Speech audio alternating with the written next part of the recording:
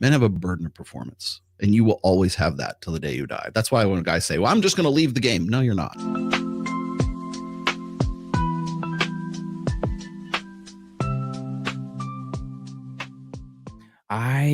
One of the things that I've been starting to realize and come across, and it starts with this red pill epiphany awakening moment. A lot of guys for the first time are coming to the realization at different points over the spectrum of development and adulthood that like they realize that most people that only want to your value is what you can produce. Mhm. And that can be both an empowering thing for some people because it's like, oh, that means it's within my control.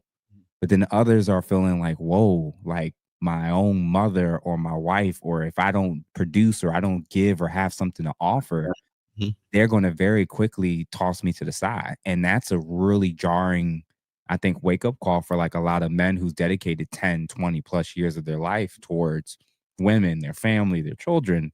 And Mhm. then one day it's just one random Father's Day or it's one random birthday where it just kind of hits them like the length of what they're doing for everybody else versus what they're getting in return. Like I'm looking at these parallels between just, let's say, Mother's Day and Father's Day alone. Can you talk about like the way in which these holidays are viewed and treated in our culture Sure, sure. and like maybe why that explains why the red pill is necessary?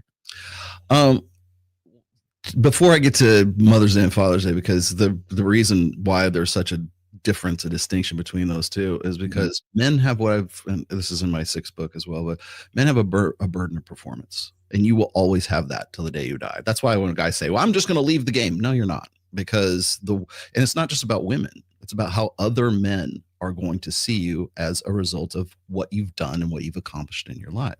Yeah. So when guys get to the point like they have a midlife crisis, for lack of a better term. I don't believe there is such a thing as a midlife crisis. There's a midlife epiphany, as you were saying before. People, you step back and you go, and you look at all the work you've done for the last 40 years, and you go, "This sucks. Where's the reciprocation? When do I get to take money out of the bank instead of putting money back into the bank for equity Mhm. value, whatever you want to, you know, use it?" But um, and so there's this sort of, I'm not getting anything out of this, and all I'm doing is just giving and delivering. And the reason why I think really the reason most guys don't really think of anyways is like, well, what brought you to that in the first place? What belief set did you sort of adopt or subscribe to that made you think that the more you suffered, the more people should care, right? The more you suffer, Mhm. the more you sacrifice, the more money in the bank you have. It's what I call relational equity. And there's no such thing as relational relationship equity. A lot of people think that they have like sort of this insurance policy against like their wife cheating on them, or them being in a marriage that's divorce proof because they go to church on Sundays, they believe a certain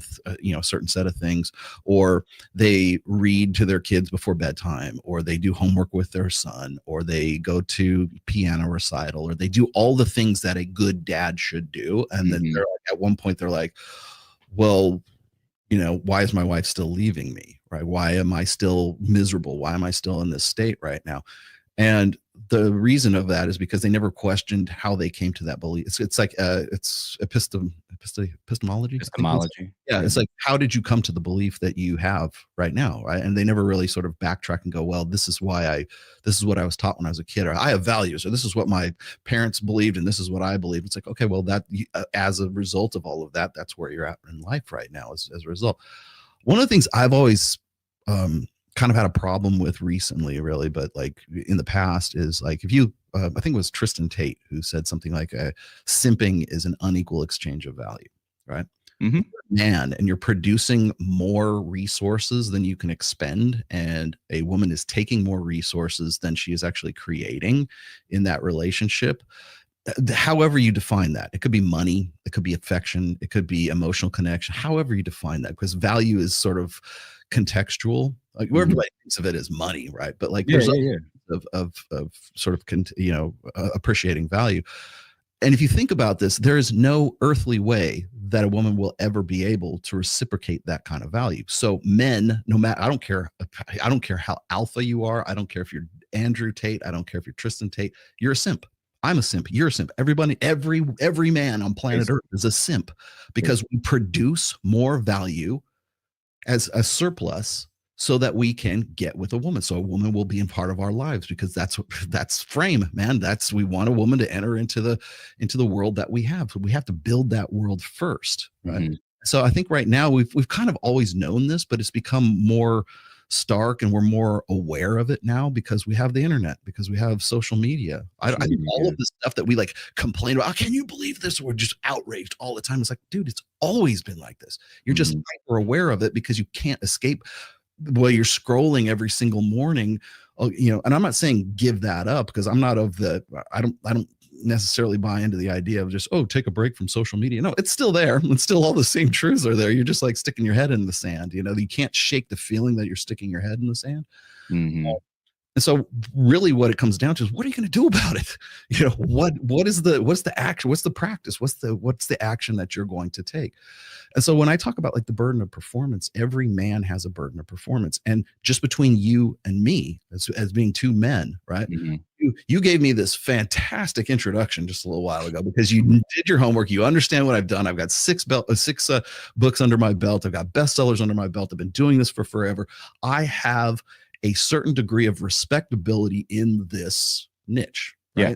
Therefore, you want me to come on your show, and I'm happy to do that, right? Because my burden of performance was met by doing all these books and doing everything that I've done and all the work that I've done and all the iron and all the work I will do in the future, as well, because I'm just going to keep going. Just want to, this is what I do. I enjoy doing what I do.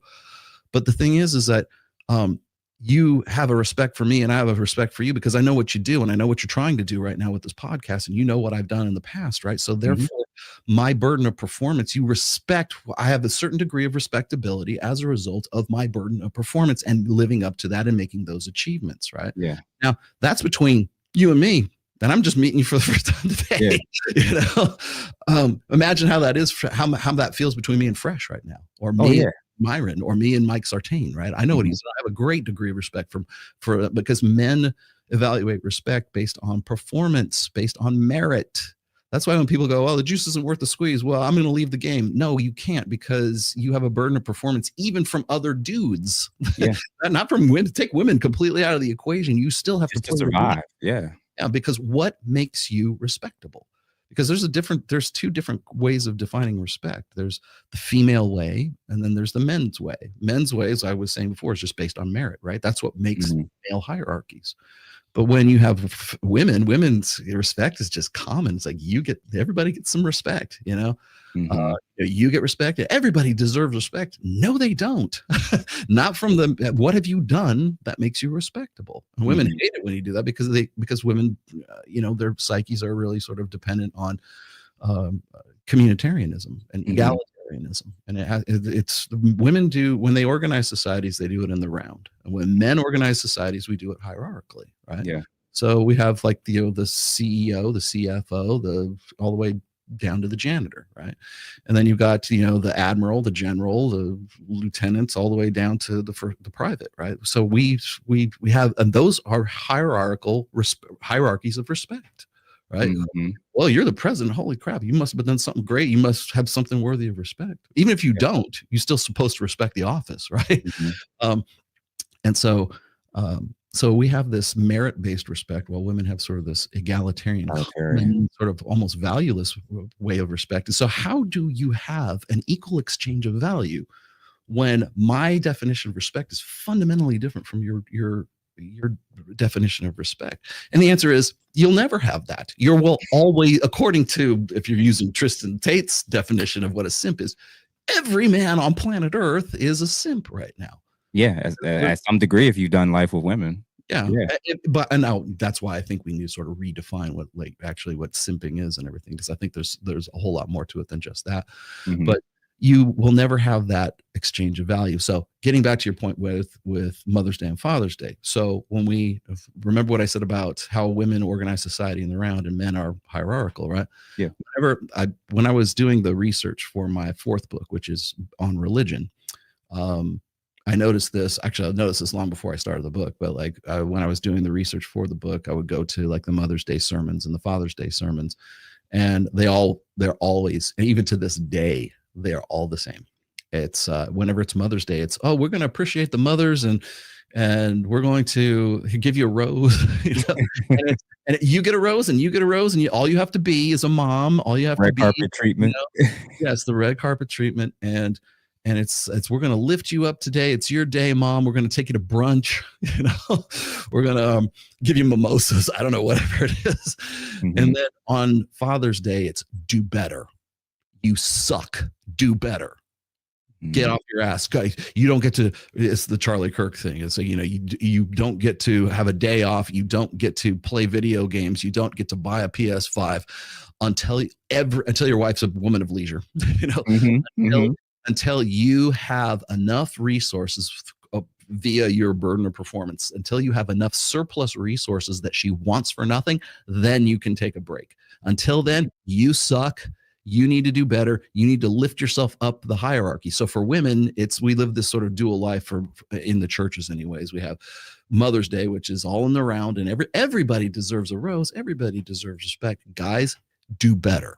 That's what always the same. And I could be really vulgar about that, but just do better. Right. And because we look at like men aren't, because today in a gynocentric social order where we prioritize the female experience above all else, the only thing that makes a man respectable is he has to be the elite of the elite. He has to be the highest at the highest level of that for them.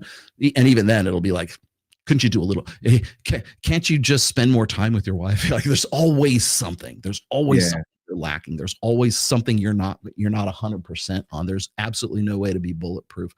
And the reason for that is because, like I said before, we live in a gynocentric social order that prioritizes the female experience above the male experience.